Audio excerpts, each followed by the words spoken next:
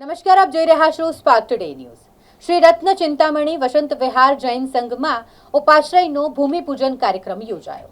CP Kumar ji તથા ભારતીય જનતા પાર્ટીના વડોદરા શહેર અધ્યક્ષ ડોક્ટર જયપ્રકાશ સોની વિશેષ ઉપસ્થિત રહ્યા હતા। જૈન ધર્મ એ જપ તપ અને વ્રતનો ધર્મ છે। આત્માને મોક્ષ તરફ લઈ જવા માટે તીર્થંકર ભગવંતોની વાણી લોકો સુધી પહોંચાડવા આવશ્યક ગણાય છે। તેને ઉપાશ્રય કહેવામાં આવે છે અને બધી જ ધર્મ આરાધના કરવા અને સાધુ સાધ્વીજી ભગવંતોની સ્થિરતા તથા ચાતુર્માસ માટે નૂતન ઉપાશ્રય નિર્માણ માટે લાભાર્થી મનીષ પારેખ અને ચિરાયુભાઈ જસાણી પરિવાર દ્વારા ભૂમિપૂજન શાસ્ત્રોક્ત વિધિ વિધાન સાથે પ્રખ્યાત વિધિકાર ધર્મેન્દ્રભાઈ શાહે કરાવ્યું। આ પ્રસંગે ભુવન ભાનુસુરી સમુદાયના આચાર્ય ઉદય વલ્લભસુરી મહારાજ આદિથાણા ખાસ વિહાર કરી પધાર્યા અને ગુરુદેવે ખૂબ જ સુંદર વ્યાખ્યાન આપ્યું। સંઘના પ્રમુખ એડવોકેટ નીતિન ભાવચારે જણાવ્યું હતું। દરમિયાનમાં આજના પ્રસંગે શહેરના પોલીસ કમિશનર નરસિંહા કુમાર, યુનિવર્સિટીના પૂર્વ સેનેટ અને સિન્ડિકેટ સભ્ય તથા જાણીતા જૈન અગ્રણી દીપક શાહ, વડોદરા શહેર ભારતીય જનતા પાર્ટીના અધ્યક્ષ ડોક્ટર જયપ્રકાશ સોની, મહામંત્રી લકુલેશ ત્રિવેદી તથા સમસ્ત શહેર જૈન સંઘના પ્રમુખ પ્રકાશ શાહ, શહેરના જુદા જુદા જૈન સંઘોના ટ્રસ્ટી અગ્રણીઓ મોટી સંખ્યામાં જોડાયા હતા એમ સંઘના મંત્રી ભાવેશભાઈ શાહે જણાવ્યું હતું। સ્પાર્ક ટુડે ન્યૂઝમાં આપનું હાર્દિક સ્વાગત છે। આજે બાયલી ખાતે એક સરસ મજાના નવા સંઘની અંદર સંઘમાં સાધુ સાધ્વી ભગવંતો પધારે, કાર્યક્રમો કરવા માટે, આરાધનાઓ કરવા માટે ઉપાશ્રયની જરૂર પડે। આ ઉપાશ્રયનું નિર્માણ થવાનું છે, એના માટેનું ભૂમિપૂજન થઈ રહ્યું છે। આજે રત્ન ચિંતામણી વસંત વિહાર જે સંઘ બન્યો છે ત્યાં આગળ અત્યારે આ વિધિ ચાલી રહી છે। આપણી પાસે સંઘના પ્રમુખ એવા નીતિનભાઈ ભાવસાર એડવોકેટ છે। નીતિનભાઈ, આખો કાર્યક્રમ શું છે?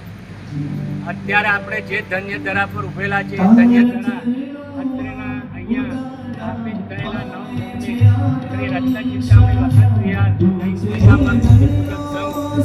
કે આ અહીંયા 27,000 સ્ક્વેર ફીટ જેટલી જગ્યા પરચેસ કરેલી છે ને એના પર ખૂબ જ નૂતન જિનાલય, નયન રમ્ય જિનાલય, ગ્રાઉન્ડ ફ્લોર પર 1400 થી 1500 વ્યક્તિ બેસી શકે, વ્યાખ્યાન હોલ એવો બની રહ્યો છે।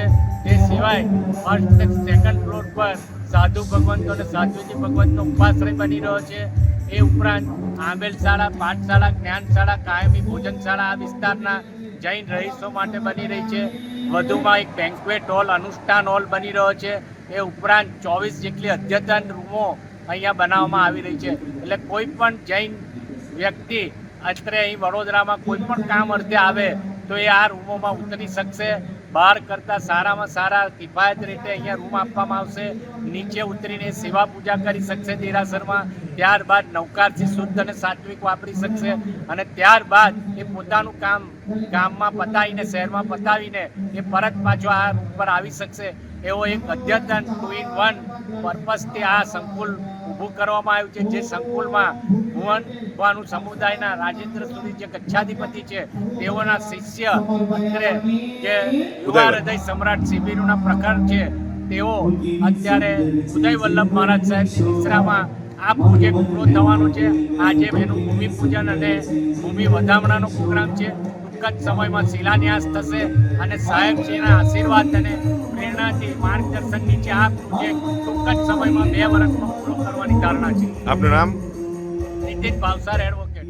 આજે રત્ન ચિંતામણી વસંત વિહાર જૈન સંઘ નવો જે બાયલીમાં બન્યો છે ત્યાં ભૂમિપૂજનનો કાર્યક્રમ છે। આ કાર્યક્રમની અંદર ભારતીય જનતા પાર્ટીના યશસ્વી અધ્યક્ષ એવા ડોક્ટર જયપ્રકાશ સોની સાહેબ પધાર્યા છે।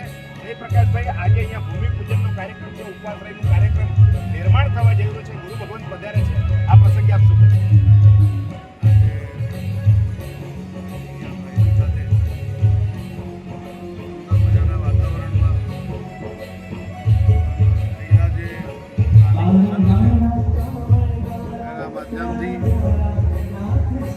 આ જગ્યા પર એક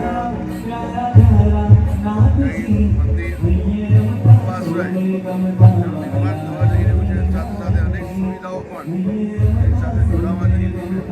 આજે ભગવાન પધાર્યા છે અને ભૂમિપૂજનનો કાર્યક્રમ છે ત્યારે આ ઉપાશ્રયના માધ્યમથી, આ દેરાસરના માધ્યમથી અનેક જીવોનું કલ્યાણ થવાનું છે।